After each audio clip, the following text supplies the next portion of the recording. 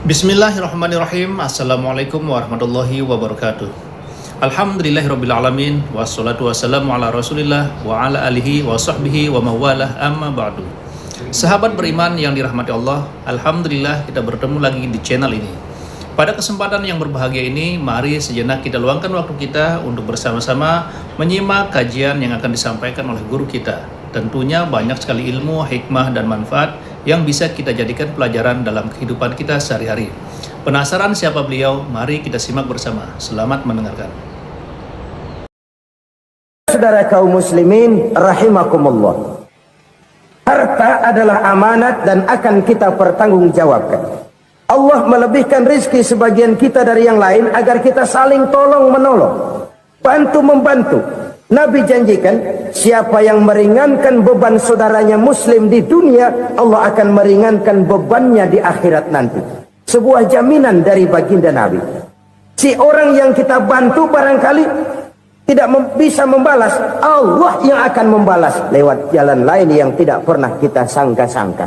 Selalu berusaha menyimpan sesuatu yang bisa membawa manfaat, baik untuk dirinya, untuk anak cucunya, maupun untuk keluarganya, untuk masa kini dan masa depannya. Kadang simpanan itu berbentuk uang, kadang berupa tanah, lain saat berbentuk pabrik, dan lain sebagainya. Sementara masa depan yang paling pasti adalah akhirat.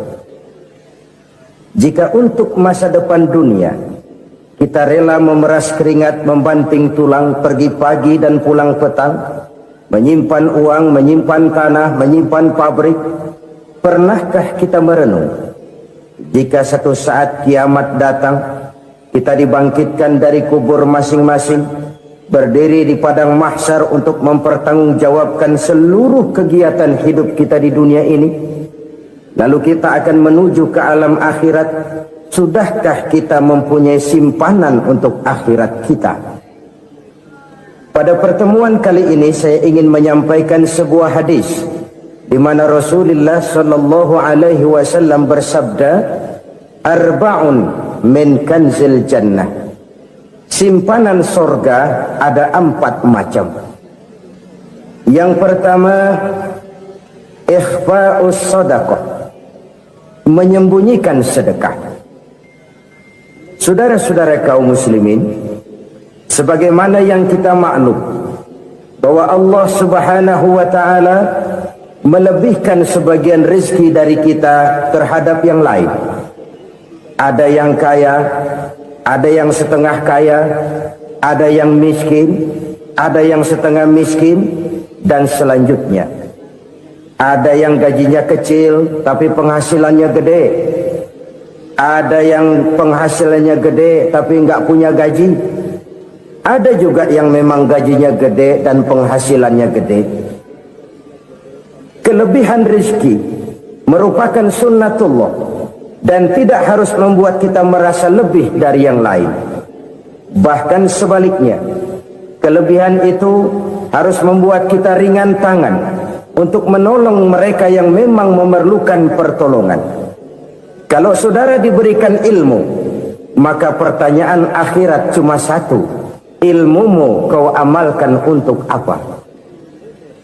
Kalau saudara diberikan umur yang panjang, pengadilan akhirat juga bertanya satu, umurmu kau habiskan di mana?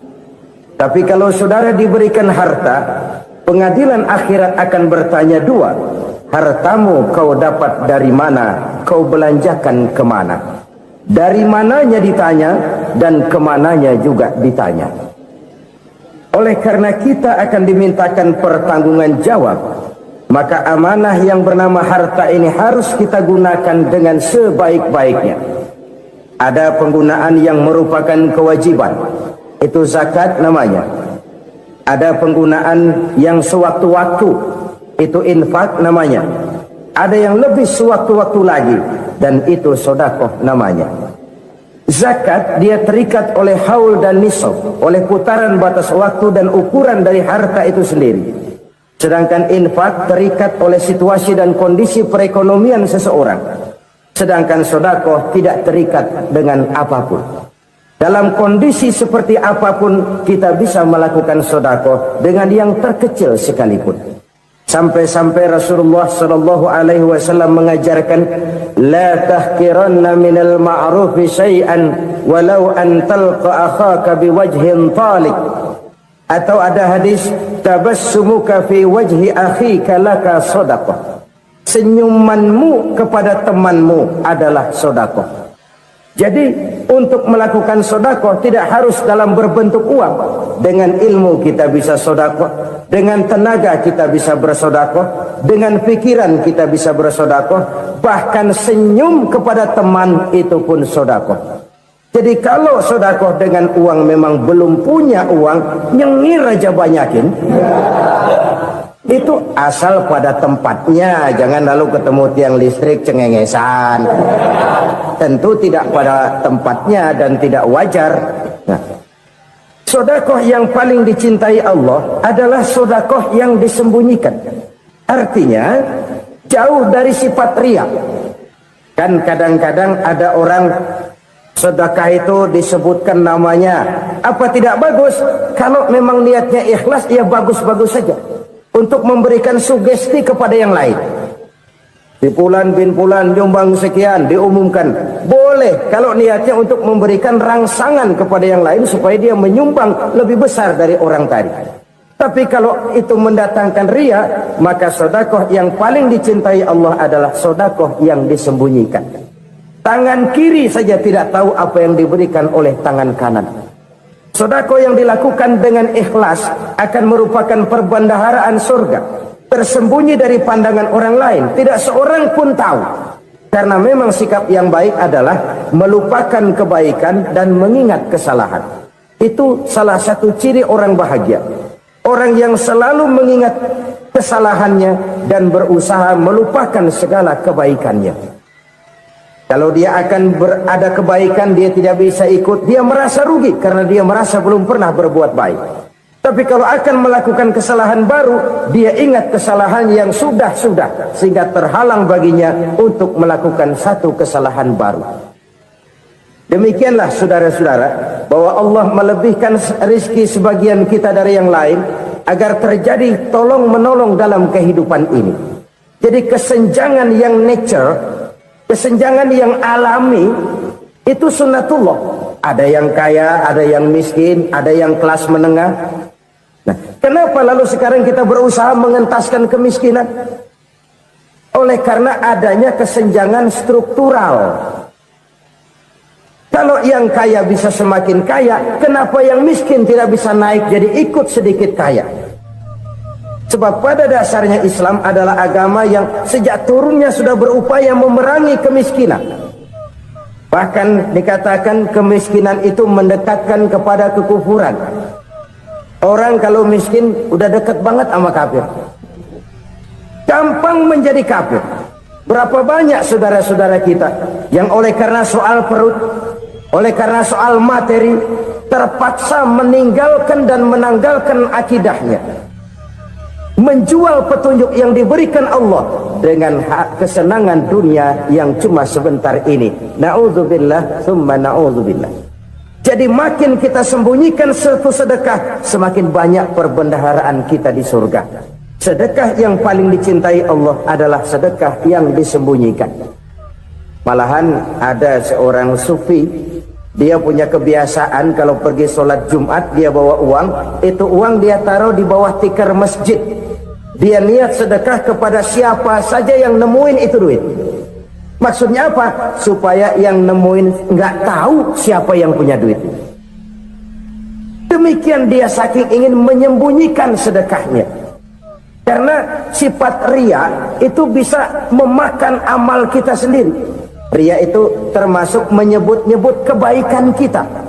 Orang yang suka nepuk dada, sedikit-sedikit ngitungnya kalau nggak gua. Tuh kalau nggak gua tuh. Tuh yang belah situ, kalau nggak gua, kalau nggak gua. Iya, kalau nggak lu kenapa emang? Orang yang suka menepuk jasa, tuh biasanya memang begitu, saudara-saudara. Kalau perang lagi berkecamuk, orang nggak sempat ngaku jadi pahlawan. Tapi begitu perang selesai, yang kagak kenal bedil ngaku pahlawan, Mas. Itu sesuatu yang biasa. Oleh karenanya, orang-orang yang ikhlas dalam bersedekah, disembunyikannya sedekah itu Allah cinta betul. Malahan ada hadis memberikan jaminan, inna sadaqatal mar'il muslimi tazidu fil umri wa tadfa'u mitatas su'i. Sesungguhnya sedekahnya seorang mukmin tazidu fil umri, bisa menambah umur panjang, wa tadfa'u mitatas su'i, dan menyelamatkan manusia dari mati secara su'ul khatimah. Jadi siapa yang kepengen panjang umur, banyaklah sedekah. Yang bosan hidup, pelit terus. Sedekah menambah panjang umur dan menyelamatkan manusia dari mati secara su'ul khatimah. Pak, katanya umur itu nggak bisa ditambah, nggak bisa dikurangin. Kapan? Kalau ajal sudah datang. Fa idza jaa ajaluhum la yastakhiruna sa'atan wa la yastaqdimun. Kalau ajal datang tidak bisa dimajukan, tidak bisa dimundurkan. Itu kalau ajal sudah datang. Tidak bisa lagi umur ditambah dikurangi, sudah datang. Tapi kalau belum datang, itu kan haknya Allah. Mau ditambah, mau dikurangi, hak prerogatif Allah. Sebagai pencipta manusia, Allah maha kuasa dan maha mampu. Sedekah ini menambah panjang umur dan menyelamatkan manusia dari mati secara su'ul khatimah. Itu orang mati kan sama ya, kondisinya mati, nggak nafas. Tapi hakikat mati kan lain-lain. Ada yang mati itu husnul khatimah, baik akhirnya. Misalnya lagi ngaji mati, lagi sholat mati, lagi sedekah mati. Ini yang dinamakan dengan husnul khatimah, baik di akhirnya. Sebaliknya ada yang su'ul khatimah, jelek di akhirnya. Ini yang jadi catatan akhir. Lagi nyekek botol, mampus. Lagi banting kartu, modar. Su'ul khatimah, jelek pada akhirnya. Sedekah menyelamatkan manusia dari mati secara su'ul khatimah. Dan kita semua kepengen mendapat husnul khatimah, jauh dari su'ul khatimah. Oleh sebab itu yang bisa menyelamatkan kita dari penyakit itu antara lain adalah sedekah yang disembunyikan, yang dikerjakan dengan ikhlas karena Allah. Tidak karena kepengen dipuji orang, tidak karena ingin dikatakan orang pemurah. Sebab orang dermawan itu orang yang memberi tanpa harus diminta. Kalau masih harus diminta, ya belum dermawan namanya, masih harus diminta. Kalau nggak diminta ya tulus, lolos, polos. Saudara-saudara kaum muslimin rahimakumullah, harta adalah amanat dan akan kita pertanggungjawabkan. Allah melebihkan rizki sebagian kita dari yang lain agar kita saling tolong menolong, bantu membantu. Nabi janjikan, siapa yang meringankan beban saudaranya muslim di dunia, Allah akan meringankan bebannya di akhirat nanti. Sebuah jaminan dari baginda Nabi. Si orang yang kita bantu barangkali tidak bisa membalas, Allah yang akan membalas lewat jalan lain yang tidak pernah kita sangka-sangka. Ada orang tanya, Pak, ini ada orang nyumbang masjid sambil marah-marah, bagaimana? Saya bilang sumbangannya aja ambil, marahnya jangan. Marahnya jangan diambil, itu urusan dia. Saudara-saudara kaum muslimin rahimakumullah, umat Islam ini kan umat yang punya potensi besar. Kadang kita merenung, kenapa kadang-kadang pembangunan masjid kok lambat sekali? Kalau hotel hari ini peletakan pertama, bulan depan peresmian. Supermarket hari ini peletakan batu pertama, minggu depan peresmian. Tapi kalau sudah yang namanya masjid, kadang-kadang peletakan batu pertama sekaligus jadi batu terakhir. 3 tahun, 4 tahun, campur nebar jalak di jalanan, duit dijaring kayak ikan sepat. Apa tidak ada orang Islam yang kaya? Banyak. Apa tidak ada pengusaha muslim yang jadi konglomerat? Ada. Lalu yang belum banyak itu yang komit terhadap nilai-nilai agamanya. Akhirnya kita jatuh jadi umat yang lemah. Belum ada pengusaha konglomerat muslim buka pabrik supermi cap beduk misalnya umpamanya atau pabrik kecap cap sorban supaya identitas keislamannya sedikit kelihatan. Kita jatuh jadi umat yang lemah karena potensi tidak terinventarisir dengan baik.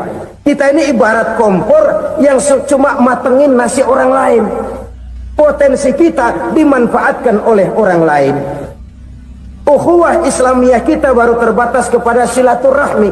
Ukhuwah di bidang ekonomi kita lemah, ukhuwah di bidang kebudayaan kita lemah, apalagi ukhuwah di bidang politik kita lebih rapuh lagi. Padahal ukhuwah itu adalah totalitas kehidupan manusia, menyangkut ipolek sosbud, memerlukan nilai-nilai ukhuwah.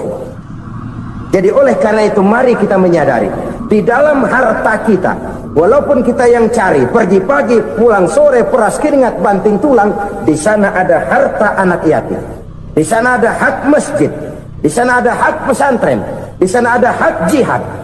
Berbahagialah seseorang apabila dia oleh Allah dijadikan keran. Keran itu menyimpan air, tapi tidak untuk dirinya, tapi disalurkannya kepada mereka yang memang memerlukannya.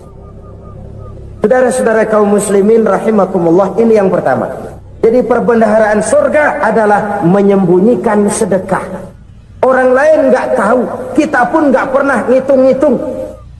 Kita anggap lewat begitu saja, padahal itu deposit akhirat. Satu. Yang kedua, perbendaharaan surga itu apa? Wa kitmanul musibah, menyembunyikan kesulitan. Kadang orang takut menghadapi kesulitan, tapi makin kita merenung, hidup ini kan sebenarnya urusan. Takut sama urusan ya jangan hidup. Tandanya orang hidup itu kalau punya urusan. Urusan melupakan problem, problem sering menimbulkan kesulitan. Kesulitan bukan untuk ditakuti, tapi untuk diatasi dan dicarikan jalan keluarnya. Siapa sih orangnya yang nggak pernah sulit-sulit? Makin tinggi status sosialnya, makin gede urusannya. Makin tinggi kualitas imannya, makin berat tingkat kesulitannya. Cuma memang yang namanya enak itu seperti pelangi. Biang lala itu nggak pernah di atas kepala kita, di atas kepala orang melulu. Lu sih enak lo, kata kita. Dia juga bilang yang enak kan lo. Pelangi itu nggak pernah di atas kepala kita. Kata tukang beca, aduh enak ya naik Mercy. Kata tukang beca, apa yang di dalam mobil Mercy? Aduh enak bener tukang beca, di jok ngeringkuk ngorok pulas bener. Saya kamar pakai AC sejuk, tempat tidur sutra empuk, alga spring bed, kulak kulik nggak bisa pulas kalau belum minum Valium, belum tidur. Enak bener tukang beca, di jok ngorok nggak tahu wetan kulon. Si tukang beca bilang yang di Mercy enak, yang di Mercy bilang tukang beca enak. Inilah enak, nggak pernah di atas kepala kita, di atas kepala orang lain melulu enak itu. Nah saudara-saudara,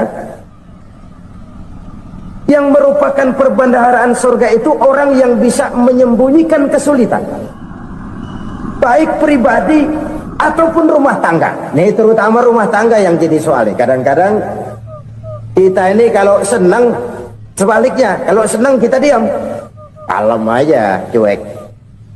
Banyak banget duit kita bawaan, diam aja udah, malah ketemu orang takut. Tapi begitu susah sekampung tahu. Padahal Nabi mengajarkan perbendaharaan surga itu menyembunyikan musibah, menyembunyikan kesulitan. Kalau enak cerita sama orang-orang, kalau nggak enak rasain sendiri, tekan sendiri, atasin sendiri. Kita kan sebaliknya, tenang kita diam, asal lagi susah, paling tidak kita nyari teman buat cerita kesusahan. Siapa orangnya yang nggak pernah susah? Cuma soalnya bagaimana kita mengatasi kesusahan itu sendiri. Begitu juga misalnya kalau orang sudah berumah tangga, itu orang tuanya harus menjadi tempat dia cerita yang enak-enak saja. Yang nggak enak rasain berdua, selesaikan berdua, atasin berdua. Jangan dibalik. Asal senang diam, giliran susah saja. Maknya laporan. terbalik, bisa menjaga security informasi. Maka nama bayam keluar diem, malah seluitan. Enak amat lo makan daging ayam. Security informasi. Saudara-saudara kaum muslimin rahimakumullah, ujian yang terberat itu yang pernah diberikan kepada para nabi, para rasul, para aulia, para ulama. Makin tinggi keimanan, makin berat bentuk kesulitan. Ayo saya kemukakan satu contoh saja. Ada seorang nabi yang kaya, nabi kaya, namanya Nabi Ayub. Iblis kalau orang begini kan keki, ibadahnya rajin, kaya. Nih yang kayak begini susah digodain. Kalau ibadahnya rajin, miskin, enggali bisa disogok. Sini imannya mantap, ibadahnya rajin, kaya, nabi lagi.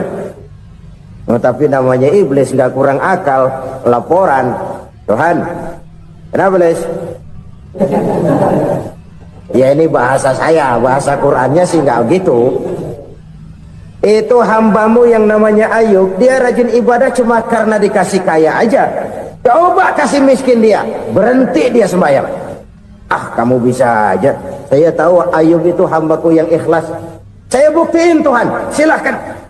Dibuktiin lah, iblis turun ke alam ini. Yang mula-mula dia lakukan, dia rusak sawah ladang Nabi Ayub. Dia binasakan binatang ternak Nabi Ayub. Sehingga dalam waktu singkat, jatuhlah Nabi Ayub dari orang paling kaya jadi orang paling miskin. Beliau masih ibadah di mihrab dalam masjid. Datang iblis. Saudara Ayub, ya, lagi ngapain? Ibadah. Nyembah Allah, nyembah Allah. Oh, percuma. Kenapa? Tuhan yang ente sembah nih, dia udah bikin miskin ente. Sawah ladang ente hancur lebur, binatang ternak binasa. Sekarang ente jadi orang paling miskin. Ngapain nyembah Tuhan kayak begitu? Tekor. Udah berhenti dah ibadah, berhenti ibadah. Ini iblis sama Tuhan laporannya lain, yang dikerjakan kepada Nabi Ayub juga lain. Benar begitu iblis, kata Nabi Ayub. Iya, sawah ladang saya habis, buras. Binatang ternak saya binasa, binasa. Saya miskin, bangpak. Apa jawab Nabi Ayub? Bukan innalillahi, ini hebat. Alhamdulillahillazi a'tani wa akhza minni. Segala puji bagi Allah yang telah memberikan harta kepada saya dan sekarang mengambilnya lagi. Alhamdulillah. Allah yang ngasih, Allah yang ambil. Itu mah urusan Allah. Iblis cuman ibadah jalan terus, sujud lagi Nabi Ayub. Iblis seleher gondok banget. Dasar Nabi nggak mempan dia apa-apain. Miskin malah alhamdulillah. Allah yang ngasih, Allah yang ambil. Jadi kalau kita tidak komit, kita tidak terikat kepada kaya, miskin, senang, susah, apa yang bisa bikin kita susah? Jadikan kekayaan, kemiskinan, jadikan senang, susah sebagai anak buah yang bisa kita atur. Jangan kekayaan ngatur kita, jangan kemiskinan ngatur kita. Kita yang harus mengatur mereka. Senang, susah, kaya, miskin, bahagia, sengsara, jadikan itu anak buah yang bisa kita atur. Kalau sekarang kita kaya, lain saat boleh jadi kita miskin, semiskin-miskinnya. Allah yang ngasih, Allah yang ambil. Tenaga mana yang bisa menghalangi? Ibadah jalan terus. Iblis makin gondok. Dasar Nabi loh. Akhirnya apa? Nabi Ayub dikerjain, diberikan penyakit. Demikian fatal penyakitnya. Bayangin, udah miskin sakit. Masya Allah. Miskin sakit. Sakitnya nggak lama, kira-kira 16 tahun. Istrinya 3, 2 mental minta ceraiin. Ngerawatin laki bengek begini. Senang belum tentu, susah udah pasti nih. Cerai aja, cerai dah. Cerai. Tinggal satu Siti Rahmah yang setia menemani beliau. Sesetia-setianya hati perempuan Satu saat Siti Rahmah bilang, "Bang, iya, abang kan Nabi, Bang. Lalu, namanya Nabi kan doanya jarang meleset, Bang. Maksud kamu minta kenapa sih sama Tuhan biar abang sembuh baik dah, Bang?" Siti Rahmah, "Iya, saya sakit berapa tahun sih dah? 16 tahun, Bang. Sebelum ini saya sehat berapa tahun? Ya kira-kira 60 tahun, Bang. Nah, coba ente banding-bandingin, Rahmah. Saya dikasih sehat 60 tahun, dikasih sakit 16 tahun. Sudah nggak sabar mau doa kepada Allah minta sembuh. Saya malu kepada Allah. Diuji dengan yang luar biasa seperti ini, tidak mengganggu stabilitas kehambaannya. Dia tetap menghamba kepada Allah Subhanahu wa ta'ala. Saudara-saudara kaum muslimin rahimakumullah, kunci menghadapi kesulitan itu apa? Allah jelaskan dalam satu ayat, wa basyiris sabirin alladzina iza asabathum musibah qalu inna lillahi wa inna ilaihi raji'un. Gembirakan orang-orang yang sabar. Siapa mereka itu? Yang apabila mendapat musibah mereka kembali kepada keyakinan dasar, segalanya dari Allah dan segalanya akan kembali kepada Allah. Ini konsepsi dasar dari sikap muslim dalam menghadapi berbagai kesulitan. Segalanya dari Allah, segalanya akan kembali kepada Allah. Kalau ini sudah kondisi dasarnya, maka kita akan lapang menghadapi kenyataan bagaimanapun pahitnya. Apakah itu namanya miskin, apakah itu namanya sakit, bahkan maut sekalipun. Segalanya dari Allah, segalanya akan kembali kepada Allah. Ini sikap hidup, bukan sekedar ucapan. Kita kadang-kadang menjadikannya sebagai ucapan. Mulutnya sih nggak berhenti, innalillahi wa inna ilaihi raji'un, tapi nangisnya terus gerung-gerungan. Bukan itu, ini kesadaran moral. Kalau segalanya dari Allah, segalanya kembali kepada Allah, kan sebenarnya cuma nunggu giliran. Hari ini saya nyembayangin dia, entah hari apa saya disembayangin orang. Hari ini saya antar dia ke kubur, entah hari apa orang nganterin saya ke kubur. Hari ini saya tahlilkan dia, entah nanti kapan orang tahlilkan saya. Segalanya dari Allah, segalanya akan kembali juga kepada Allah. Oleh sebab itu saudara-saudara, kesulitan bukan untuk ditakuti. Kesulitan justru untuk diatasi, dicarikan jalan keluarnya. Dan tidak ada orang yang tidak pernah mendapat kesulitan. Tidak ada. Semakin tinggi status sosial, semakin tinggi kualitas keimanan, semakin besar juga tingkat kesulitan. Hanya saja bagaimana cara kita mengatasinya. Dan Al-Quran menyatakan, inna ma'al usri yusra. Di balik kesulitan itu pasti ada kemudahan. Roda itu berputar. Karena itu Rasulullah sallallahu alaihi wasallam mengingatkan kepada kita, ta'arraf ila Allah fir raha ya'rifka fis syiddah. Ingatlah kepada Allah di waktu kamu senang, supaya Allah ingat kepada kamu di waktu kamu susah. Kalau waktu senang kita ingat kepada Allah, kita susah, Allah tidak akan meninggalkan kita.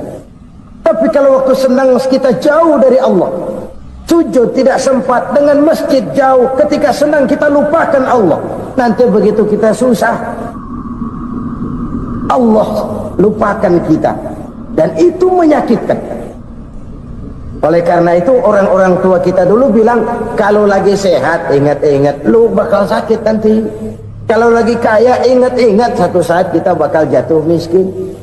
Bahkan kalau lagi muda ingat-ingat kita bakal tua. Dan yang terpenting kalau lagi hidup ingat-ingat kita bakal mati. Masya Allah, sangat luar biasa kajian yang sudah disampaikan oleh guru kita. Sahabat beriman yang dirahmati Allah, tetaplah di channel ini karena kajian ini belum selesai. Dan masih banyak lagi hal-hal menarik yang akan disampaikan oleh beliau. Tetaplah di channel ini dan mari kita lanjutkan kembali. Selamat mendengarkan. Saudara-saudara kaum muslimin rahimakumullah. Jadi yang kedua yang merupakan perbendaharaan surga, menyembunyikan musibah. Saudara-saudara kaum muslimin rahimakumullah. Hal ketiga yang merupakan perbendaharaan surga adalah wasilatur rahmi. Orang yang suka bersilaturahmi. Sebagaimana yang kita maklum bahwa manusia adalah makhluk yang disebut zon politika. Makhluk sosial yang tidak mungkin hidup sendiri-sendiri. Betapa dan siapapun kita memerlukan orang lain. Bodoh betul manusia kalau tinggal di tengah masyarakat tapi tidak mau bermasyarakat. Merasa hebat sendiri, pinter sendiri, gagah sendiri, kaya sendiri. Mungkin kalau mati juga ngubur sendiri. Jangankan kita di sini, di sorga saja Nabi Adam waktu sendirian bengong melulu, mondar mandir. Allah tegur dam sepi dam. Ya ini kalau bahasa saya. Iya Tuhan sepi ini nggak ada coret-coretan pisan ini. Diciptakan Siti Hawa baru anteng Nabi Adam. Itu di sorga. Cobalah. Umpamanya saudara tinggal di Jakarta nih. Kayak bener. Apaan aja di Jakarta punya saudara deh. Jembatan Semanggi ambil, Monas buntel bawa pulang, hotel-hotel ambil semua. Cuman tinggal di Jakarta sendirian, apa enaknya? Betapa dan siapapun kita perlu orang lain. Tidak ada seorang pun yang bisa memenuhi kebutuhan hidupnya secara sendiri-sendiri. Nah, Islam telah menyelamatkan manusia dari ras diskriminasi, mengikat manusia dengan persaudaraan yang berlandaskan kepada akidah. Karena itu dianjurkan bersilaturahmi. Bahkan Nabi menyatakan, man arada ayyubsata lahu fi rizqihi wa yunsa'a fi atharihi falyasil rahimah. Siapa yang kepengen diluaskan rezekinya dan dipanjangkan usianya, banyaklah ia bersilaturahmi. Siapa yang kepengen dimudahkan rezekinya, hendaknya ia banyak bersilaturahmi. Kalau banyak teman, kesulitan kan paling tidak ada tempat cerita. Udah susah, sendirian kita pikirin diri, nggak ada tempat tukar pikiran. Cepet banget sama bengek. Dilawan sendiri. Nah, secara makro kita bisa berkata, tidak mungkin ada kemenangan kalau tidak ada kekuatan. Tidak ada kekuatan kalau tidak ada kesatuan dan persatuan. Tidak mungkin ada kesatuan dan persatuan tanpa semangat silaturahmi. Kalau umat Islam mau menang, dia harus kuat. Kalau umat Islam mau kuat, dia harus bersatu. Kalau umat Islam mau bersatu, dia harus membudayakan silaturahmi ini. Bahkan sampai-sampai kata Nabi, kalau bisa cari nilai tambah. Apa? Silman qata'ak. Bersilaturahmilah kau kepada orang yang marah denganmu. Masya Allah, indahnya ajaran agama kita. Orang yang marah pun kepada kita, kata Nabi, kalau bisa bersilaturahmilah kepadanya, kepada orang yang marah itu. Di situ nilai tambah. Cuman jujur nih hadis, ngucapinnya gampang, ngamalinnya yang berat banget. Orang marah sama kita, kita disuruh silaturahmi, ada apa malu? Lu marah, ada gua marahan lagi. Tunggu pikirin. Saudara-saudara kaum muslimin rahimakumullah. Tapi ini yang diajarkan, bahkan ini yang dicontohkan oleh baginda Rasul. Bagaimana begitu mudah? Misalnya satu saat Abu Jahal ini ngatur strategi bagaimana bikin Muhammad celaka. Dia gali lubang di depan tempat tidurnya. Dia tutupin daun korma. Terus dia panggil seseorang, ke sini. Kasih tahu Muhammad, pamannya sakit keras, minta ditengokin. Berangkat orang ini ke sana. Muhammad, labbaik. Pamanmu sakit keras, dia minta ditengokin. Baik, saya akan datang menjenguk beliau. Berangkatlah Nabi ke rumah Abu Jahal tanpa prasangka apapun. Abu Jahal udah pasang stil, selimut 3 rangkap setengah dipakai, persis kayak orang meriang. Tapi sembari ngintip dari balik selimut. Begitu Muhammad buka pintu, nah masuk perangkap nih. Muhammad jalan menuju tempat pembaringan. Makin lama makin dekat, makin lama makin dekat, makin dekat ke lubang yang dipasang oleh Abu Jahal itu. Dalam hati Abu Jahal, terus dah jatuh, mampus dah lu ini. Mampus lu hari ini nih. Apa yang terjadi? Malaikat Jibril datang. Muhammad, pamanmu cuma pura-pura sakit. Di depan tempat tidurnya ada lubang perangkap supaya kamu jatuh ke situ. Sudah, kamu pulang. balik kanan Nabi. Sudah hampir jatuh ke lubang, balik kanan, pulang. Bayangin kecewanya Abu Jahal. Muhammad dikit lagi, Muhammad dikit lagi. Enggak paman, saya pulang aja. Emosi bangun dari tempat tidur, enggak sadar kalau lagi pura-pura sakit. Lompat ngejar Nabi, dia lupa dengan lubang yang dia gali. Pusrak, nyemplung sendiri ke dalam lubang.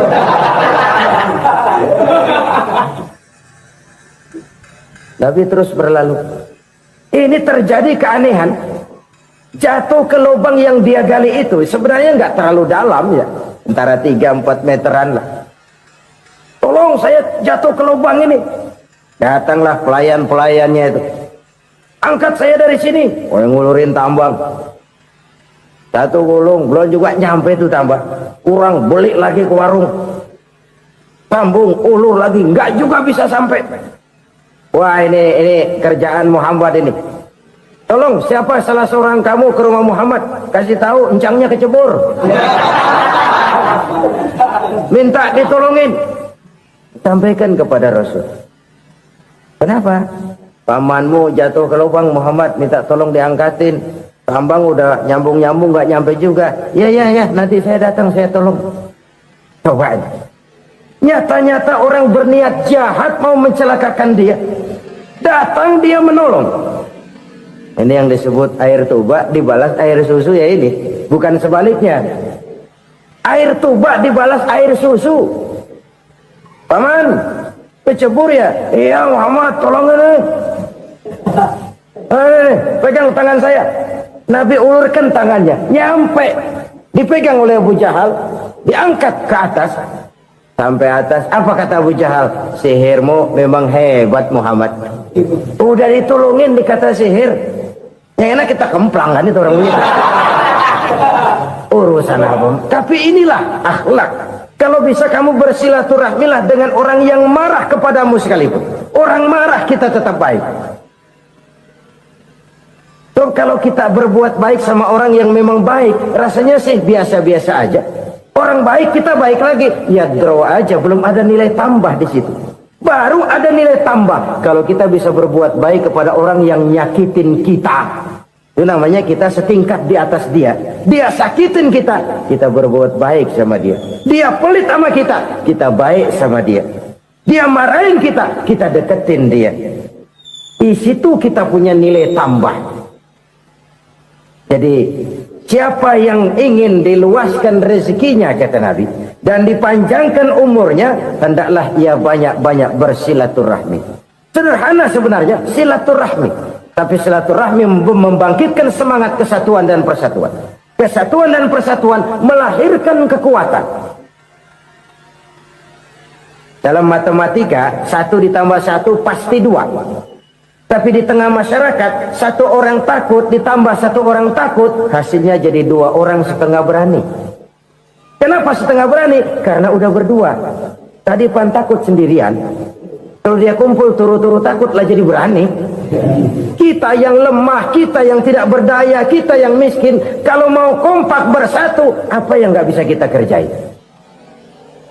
Apalagi tinggal di kota besar, pilihan cuma 2. Bertahan atau minggir. Bertahan atau minggir. Untuk bisa bertahan harus mampu bersaing. Untuk mampu bersaing harus punya keahlian. Keahlian harus ditunjang dengan pendidikan, ditambah oleh kekompakan sebagai umat.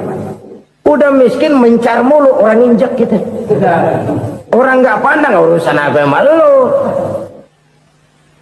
Oleh karena itu silaturahmi pada hakikatnya merupakan roh dari ukhuwah yang diajarkan oleh agama kita.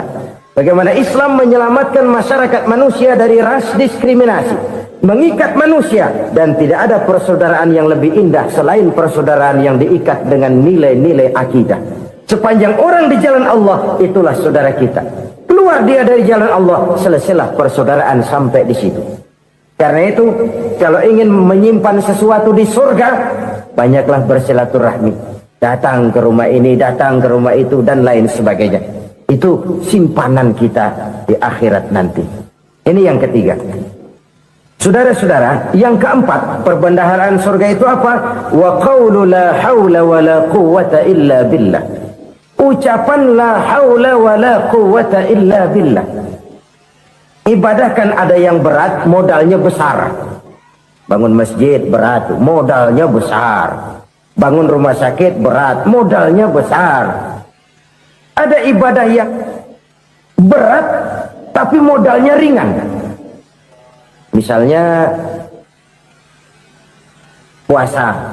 Puasa itu berat, mengendalikan nafsu. Kalau sekedar nggak makan nggak minum sih enteng. Mengendalikan nafsu itu jihad terbesar. Tapi kan modalnya ringan, cuma niat saja. Ini ibadah berat, modalnya ringan. Ada ibadah yang ringan, modalnya juga enteng. Seperti termasuk ucapan la haula wa la quwwata illa billah. Tanpa sadar, la haula wa la quwwata illa billah. Nyelengin tuh di surga.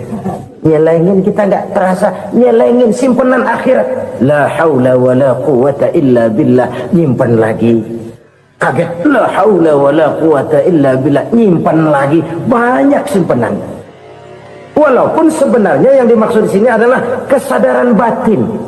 Bahwa tidak ada daya dan kekuatan kecuali Allah. Itu intinya. Kita memulai pekerjaan disunahkan baca bismillah, kan begitu? Apa itu? Kesadaran moral. Bahwa ini saya bisa kerjakan. Saya kerjakan ini dengan menyebut nama Allah. Kenapa? Kalau Allah tidak memberikan daya dan kekuatan, mana mampu saya kerjakan ini. Maka saya kerjakan ini dengan menyebut nama Allah. Bismillah. Kesadaran moral. Manusia hanya wajib berusaha, tapi nggak pernah wajib berhasil. Banyak hal-hal yang kalau kita renungkan secara rasio nggak mungkin, tapi jadi kenyataan. La haula wa la quwwata illa billah. Tidak ada daya dan kekuatan kecuali bagi Allah semata-mata. Kesadaran moral akan kelemahan dan keterbatasan makhluk bernama manusia. Kadang kita kagum dengan otak, tapi kita sering lupa sama yang bikin otak. Padahal bagaimanapun hebatnya otak, yang bikin otak pasti lebih hebat dari otak. Nggak percaya, silahkan otak-otakan. Inilah kecenderungan. Kita kagum dengan pesawat-pesawat mutakhir, bukan main besi gede banget terbang itu. Alangkah hebatnya. Lalu apa yang bikin otak tidak lebih hebat dari itu semua? Kita puji laut. Apa yang bikin laut tidak lebih hebat dari laut itu? La haula wa la quwwata illa billah. Tidak ada daya dan kekuatan kecuali Allah. Apa yang bisa kita lakukan kalau tidak karena daya dan kemampuan yang diberikan oleh Allah kepada kita? Lahirlah sikap tawadu, rendah hati, tidak melonjak menjadi angkuh dan sombong, sadar akan kelemahan dan keterbatasan diri. Sebagai makhluk yang diciptakan oleh Allah Subhanahu wa ta'ala. Jadi satu sisi ini ucapan yang berpahala, la haula, jadi wiridan. Pada sisi lain ini kesadaran moral, sikap mental, kesadaran batin, bahwa yang punya daya dan kekuatan itu cuma Allah. Kita nggak pantas untuk sombong, sebab sombong itu pakaiannya Allah. Kita nggak sedang pakai pakaian Allah, kegedean. Dan makin kita renungi, makin terbentur. Apa sih yang bisa kita sombongin? Kita mau sombong apa? Kaya? Pintar? Itu kan semua relatif. Di atas langit masih ada langit lagi. Jadi oleh karenanya, marilah kita menyadari. Manusia hanya wajib berusaha, tapi tidak pernah wajib berhasil. Yang berusaha saja tidak wajib berhasil, apalagi yang tidak berusaha. Islam bukan agama orang pemalas yang selesai sholat lalu enggelohom, enggelenggem ayem-ayem. Tapi Islam bukan agama orang sombong yang setelah berusaha lalu tidak memerlukan Allah. Kita bisa saja bikin proyeksi, tahun sekian kita bakal panen besar menurut perhitungan otak. Tapi ada kejadian lain. Apa? Tikus ngambek. Habis itu dimakanin tikus, panen gagal. Proyeksi rasional gagal oleh tikus-tikus yang ngambek itu. Bisa saja terjadi. Tahun depan kita panen besar, urung. Kenapa? Musim panas panjang. Dan sekarang ini koran-koran bikin berita musim mengalami penyelewengan. Bukan cuma manusia yang nyeleweng sekarang. Musim pakai nyeleweng. Mestinya kan musim hujan udah selesai, masih hujan-hujan juga. Musim. Nah sekarang kita boleh bikin proyeksi, kita bakal panen besar. Tahu-tahu musim panas panjang, sawah retak, air kering. Cari teknokrat yang paling botak, suruh pendekin tuh musim panas. La haula wa la quwwata illa billah. Inilah kesadaran moral. Saudara, saya teringat satu saat ada seorang konglomerat. Umurnya ya kira-kira 70-an. Satu saat dia ditanya oleh wartawan, "Pak, umur Bapak berapa sih?" "Ya paling 10 tahun." 10 tahun? 10 tahun? Anak Bapak berapa orang? Satu. Satu saja? Satu. Harta Bapak berapa? Ya paling-paling bangsa 7 juta kali. 7 juta? Iya. Pak, kenapa Bapak bohongi saya? Bapak punya buku biografi. Koran-koran, majalah-majalah banyak memuat cerita riwayat hidup Bapak. Saya tahu umur Bapak 70. Kenapa bilang cuma 7 tahun? Saya tahu anak Bapak 8. Kenapa cuma bilang 1? Saya tahu harta Bapak miliaran, mungkin triliunan. Pabrik di mana-mana, bank di mana-mana. Kenapa bilang uang Bapak cuma 7 juta? Nah, kata si konglomerat tadi, kamu benar nak, kamu benar. Umur saya kalau jumlahnya memang 70 nak. Cuman ingat-ingat saya, baru 7 tahun terakhir ini saya sujud. Baru 7 tahun terakhir ini saya berusaha dekat dengan Allah. Saya laksanakan perintahnya, saya jauhi larangannya. 7 tahun inilah rasanya yang ada nilainya di hadapan Allah. Yang 63 tahun matong, kelabu, kelem umur gue. Habis untuk maksiat, untuk munkarat. Maka ketika ditanya tadi, umur saya 7 tahun itu. Oh begitu Pak. Oh iya. Lalu anak Pak, anak Bapak kan 8. Kenapa bilang cuma 1? Nah, kalau jumlah hitungannya memang anak saya 8. Tapi dari 8 orang ini rasanya cuma 1 nih yang bakal jadi buah hati, belahan jantung, pelanjut cerita, penerus sejarah, bakal jadi anak soleh yang akan mendoakan saya. Cuman 1 rasanya anak saya ini yang bakal jadi buah hati saya, besar-besaran saya, yang akan mendoakan di kubur saya, yang akan mendoakan di akhirat saya. Yang 7 orang mana, Masya Allah, yang 1 tenggeng, yang 1 nyekek botol lolo, yang 1 nggak karu-karuan. Makanya saya bilang 1 anak saya yang akan bisa mendoakan saya. Oh begitu Pak. Iya. Nah harta Pak, harta Bapak kan triliunan. Pabrik Bapak di mana-mana. Uang Bapak hampir di tiap bank-bank besar. Kenapa bilang cuma 7 juta? Betul kau nak. Harta saya kalau jumlahnya memang miliaran, triliunan mungkin. Tapi yang saya ingat baru 7 juta tuh yang saya belanjakan di jalan Allah. Saya nyumbang masjid, saya santuni yatim piatu, saya bantu pembangunan pesantren, saya bantu pembangunan rumah sakit Islam. Itu yang akan saya bawa pulang ke akhirat, yang 7 juta itu. Yang triliunan itu nanti akan diperebutkan oleh anak-anak saya sebagai waris saya. Jadi harta saya 7 juta itu yang bakal nemenin saya di akhirat, yang akan saya bawa pulang jadi teman saya. Saudara-saudara kaum muslimin, jangan-jangan orang tua itu adalah kita-kita ini. Jangan-jangan kita-kita ini adalah orang tua itu. Jangan-jangan itu potret dari diri kita masing-masing.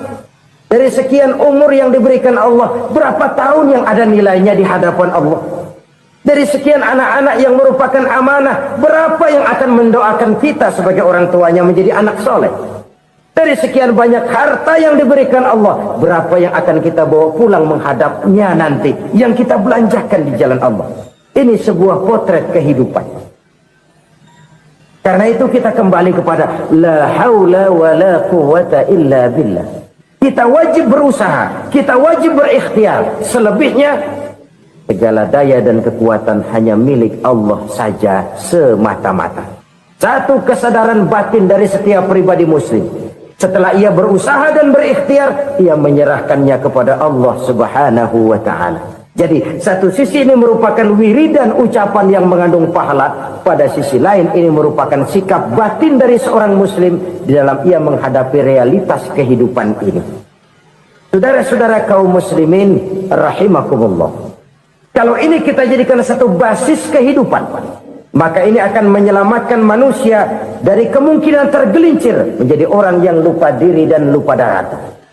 Sebab itu Imamul Ghazali berpesan, jadidis safinah fa innal bahra amiq, wa khuziz zad fa inna safara ba'id, wa khaffifil hamla fa innal hamla sadid. Perbarui selalu kapalmu karena lautan sangat dalam. Bawa bekal yang banyak karena perjalanan ini sangat jauh. Ringankan beban karena kebanyakan beban akan menyakitkan. Alangkah indah kalimat ini, alangkah dalam makna yang terkandung di sana. Perbarui selalu kapalmu karena lautan sangat dalam. Apa artinya ini? Jaga mentalmu baik-baik. Pelihara imanmu baik-baik karena hidup penuh cobaan seperti lautan. Kita kalau berlayar di lautan kan kadang-kadang tenang, angin bertiup sepoi-sepoi basah. Jika malam datang, bintang gemintang bertabur menghias cakrawala. Rembulan memantulkan sinarnya dengan indah. Dalam keadaan begitu berlayar enak. Tapi lain saat ombak menggunung, halilintar menyambar, angin topan bertiup. Berapa banyak sudah saudara-saudara kita yang tenggelam di lautan dunia tanpa sadar bahwa dia belum sampai kepada pantai yang akan dituju. Berapa banyak sudah saudara-saudara kita yang tenggelam di lautan dunia ini tanpa sempat bangkit lagi. Dia menyangka sudah sampai kepada tujuannya. Hati-hati kapal jangan sampai bocor karena lautan sangat dalam. Iman ini jaga baik-baik karena hidup penuh dengan ujian. Wa khuziz zad fa inna safara ba'id. Bawa bekal yang banyak karena perjalanan sangat jauh. Saudara mau ke Bandung, bawa duit. Saudara mau ke Surabaya, banyakan lagi duitnya. Saudara mau ke Mekah, gepokan, iketan tuh duit nggak lembaran lagi. Makin jauh perjalanan, makin banyak bekal yang harus kita bawa. Kalau saudara dari Jakarta mau ke Surabaya, kagak bawa duit berangkat juga, itu sih bukan berani namanya, nekat. Sampai Surabaya belum tentu, sengsara di jalan udah pasti. Kenapa? Nggak bawa bekal berangkat. Sama juga kita nih, misalnya belum sempat sembahyang, mati. Waduh, berani banget orang. Belum punya bekal, mati. Sengsara di jalan. Atau bekal tidak cukup. Dari Jakarta saudara mau ke Surabaya, bawa duit 500 perak. Paling jauh Cikampek nyampenya itu. Paling jauh itu. Antara jauhnya perjalanan dengan bekal yang saudara bawa tidak seimbang. Hidup ini perjalanan panjang. A walking tour. Dimulai dari alam arwah. Sebelum jasad diciptakan, roh diciptakan lebih dulu. Dari situ pindah ke alam rahim. Dari alam rahim pindah ke alam dunia. Dari alam dunia pindah ke alam barzah. Baru menuju akhirat. Satu perjalanan panjang. Kalau bekal tidak bawa, sengsara di jalan. Bawa bekal yang banyak karena perjalanan ini sangat jauh. Wa khaffifil hamla, ringankan beban karena beban itu cuma akan menyulitkan. Kalau bekal itu sih keperluan, tapi beban nggak kita perluin, cuma ngeberat-beratin. Apa ini beban? Dosa, kecurangan, kebatilan, kesoliman, ketidakadilan, kesewenang-wenangan. Itu akan jadi beban kita di akhirat. Alangkah celakanya, perjalanan panjang, bekal tidak bawa, beban kelewat banyak, alamat sengsara di jalan. Pahala tidak ada, dosa berlipat ganda. Na'udzubillah, summa na'udzubillah. Kalau kita rangkum nasihat Al-Ghazali dengan kisah si konglomerat tadi, kita akan mengambil kesimpulan. Pertama, bekal terbaik dalam menghadapi gejolak kehidupan ini tidak lain adalah iman. Yang kedua, pahala dan dosa. Dua hal kontroversial. Pahala adalah bekal, dosa adalah beban. Tapi kita sekarang kan tidak begitu terangsang kepada yang abstrak. Orang berlomba mencari yang konkret-konkret saja, yang real. Kalau memang dosa, benjol dong, kira-kira begitu. Kira-kira begitu. Persis orang Yahudi dulu. Orang Yahudi itu kan pernah minta kepada Nabi Musa, "Ya Musa, lan nu'mina laka hatta narallaha jahrah." Musa, kami nggak bakal mau beriman kepada Allah kalau belum kami lihat Allah ada nongkrong di depan kami. Kalau memang Tuhan ada, taruh dong di depan kami. Mau yang konkret-konkret saja. Kalau memang dosa, benjol dong. Kalau memang pahala, berasa dong. Orang terangsang kepada yang real, yang konkret-konkret saja. Karena itu, untuk mengejar dosa orang mau bayar. Tapi untuk mengejar pahala, walaupun tidak bayar, orang segan. Ini yang dikatakan oleh Nabi, kamu mengharapkan ke surga, tapi kamu berat melaksanakan sesuatu yang bisa membawa kamu ke surga. Kamu ingin jauh dari neraka, tapi tiap saat kamu lakukan perbuatan-perbuatan yang justru menjerumuskan kamu ke neraka. Idda'aitum an-najata minan nar wa ramaitum fiha anfusakum. Kamu ingin selamat dari neraka, tapi kamu lemparkan diri kamu ke neraka. Kamu ingin masuk surga, tapi berat sekali kamu melakukan perbuatan-perbuatan yang bisa menyampaikan kamu di surga. Saudara-saudara kaum muslimin rahimakumullah. Jadi hal keempat yang merupakan perbendaharaan surga adalah la haula wa la quwwata illa billah. Satu sisi ini merupakan ucapan yang memperberat timbangan akhirat. Pada sisi lain ini merupakan sikap hidup seorang muslim.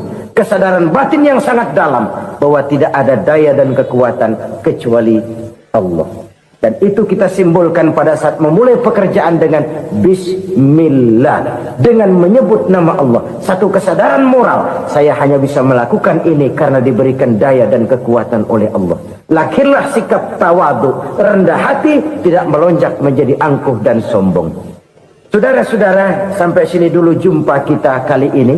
Semoga 4 perbendaharaan surga ini dapat kita lakukan, yang kelak akan merupakan bekal kita di kemudian hari nanti. Amin ya rabbal alamin. La ilaha illallah, bahwa tidak ada Tuhan yang perlu disembah selain daripada Allah subhanahu wa ta'ala. Ini hakikatnya merupakan inti daripada ajaran rasul-rasul terdahulu. Kenapa? Seluruh rasul bersumber dari satu sumber yang sama, yaitu dari Allah subhanahu wa ta'ala. Maka prinsip ajaran ketuhanan yang mereka bawa tentu saja sama.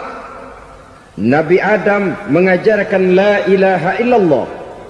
Nabi Nuh mengajarkan la ilaha illallah. Cuma tentu sambungannya Nuh Rasulullah. Nabi Ibrahim mengajarkan la ilaha illallah, Ibrahim Rasulullah. Nabi Musa mengajarkan la ilaha illallah, Musa Rasulullah. Bahkan Nabi Isa mengajarkan la ilaha illallah, Isa Rasulullah. Dan Nabi Muhammad mengajarkan la ilaha illallah, Muhammadur Rasulullah. Akhlak manusia kepada Allah dengan menanamkan tauhid. Jadi kalau ingin berakhlak yang benar kepada Allah, jaga tauhid, pegang teguh akidah. Saudara-saudara kaum muslimin rahimakumullah. Lawan daripada tauhid adalah kufur. Kufur bisa 2. Bisa kufur iman, bisa kufur nikmat. Kufur itu sifatnya, kafir itu orangnya. Ada orang kufur iman, dan ini merusak akhlak kepada Allah subhanahu wa ta'ala. Kufur iman itu kadang-kadang bentuknya syirik, orangnya disebut musyrik. Kufur iman itu kadang-kadang bentuknya nifaq, orangnya disebut munafik. Kufur iman itu kadang-kadang bentuknya riddah, orangnya disebut murtad. Alhamdulillahirrabbilalamin. Demikianlah kajian penuh ilmu, hikmah, dan manfaat yang sudah kita dengarkan bersama dari guru kita. Semoga kajian yang beliau sampaikan kepada kita semua menjadi ilmu yang bermanfaat dalam kehidupan kita sehari-hari. Dan semoga kita semua bisa istiqomah dalam mengamalkannya. Amin ya rabbal alamin. Demikian yang dapat saya bagikan. Kurang lebihnya mohon maaf. Sampai bertemu lagi di kajian berikutnya. Wabillahi taufiq wal hidayah. Waridha wal inayah. Wassalamualaikum warahmatullahi wabarakatuh.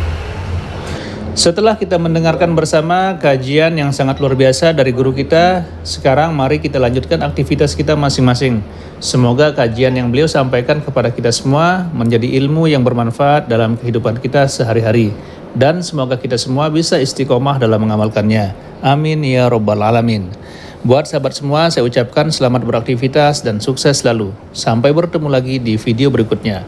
Wassalamualaikum warahmatullahi wabarakatuh.